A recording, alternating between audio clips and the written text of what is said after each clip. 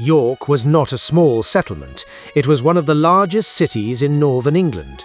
Thousands lived inside its walls: merchants, craftsmen, farmers, priests, guards. Life moved in predictable rhythms. Markets opened at sunrise, church bells marked the hours, children ran through narrow streets, and ships brought goods along the River Ouse. But in the late summer of 866, something changed. Fishermen along the coast reported strange lights on the horizon, dozens of them.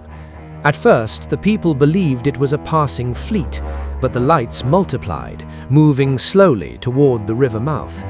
Soon the rumors spread. A Viking army was coming, larger than anything seen before. This was not a quick raid. It was the Great Heathen Army, a coalition of warriors from Denmark and Norway who had already attacked several coastal villages. Their goal was not loot, it was land, and York was the first major prize. As the fleet entered the river system, scouts rode ahead to observe the city.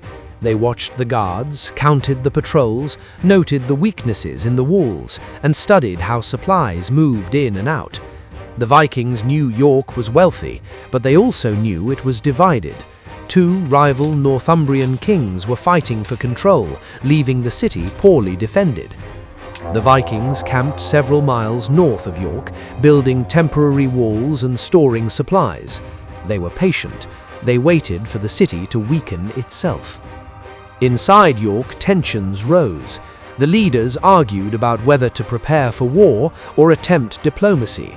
Some believed the Vikings would raid the countryside and leave. Others feared a full attack. The city's defenders were not united, and this delay cost them precious time. In early November, the Vikings moved closer. They attacked several nearby villages, capturing livestock and gathering wood for ladders and siege tools. They built observation posts and established control of the roads leading to the city. On a cold morning, the Vikings launched their first assault. It was not meant to capture the city, it was a test. They struck the outer gates, withdrew, circled around, and attacked a different section of the wall. The guards inside panicked, unsure where the real threat would appear. The Vikings learned exactly what they wanted: the weak points, the slow areas, and the defenders' limits. They retreated for the night. Inside York, fear spread. Supplies were moved, families hid in churches, and injured defenders filled small infirmaries. Some wanted to flee, but the surrounding countryside was already controlled by the Vikings. Several days passed with no major attack. The city leaders assumed the Vikings had lost interest. They relaxed the guards. They opened the markets again. Some even believed the enemy had moved south. They were wrong.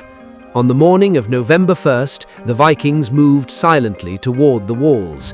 They had divided into several groups.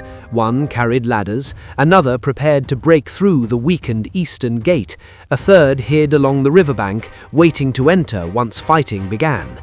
At dawn, the assault began. The Vikings rushed the eastern gate first. Defenders tried to push back, but were overwhelmed by the speed of the attack.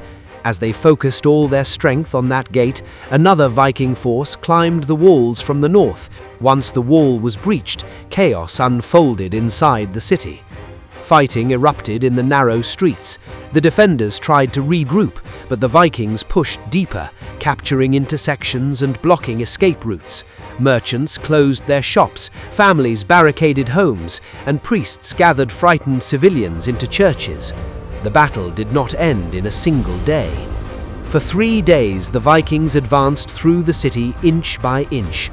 They secured the granaries, the armories, and the treasury building. They captured horses, seized food reserves, and took hostages. Every hour strengthened their grip on York.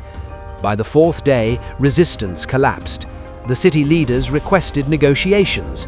They offered gold, silver, livestock, and safe passage if the Vikings agreed to leave. But the Vikings rejected the offer. They wanted more than tribute. They wanted York itself. They declared that the city would now be under their rule. The fall of York in 866 was not just a victory, it was the beginning of Viking dominance in northern England, a control that would last for decades. It was a turning point in British history.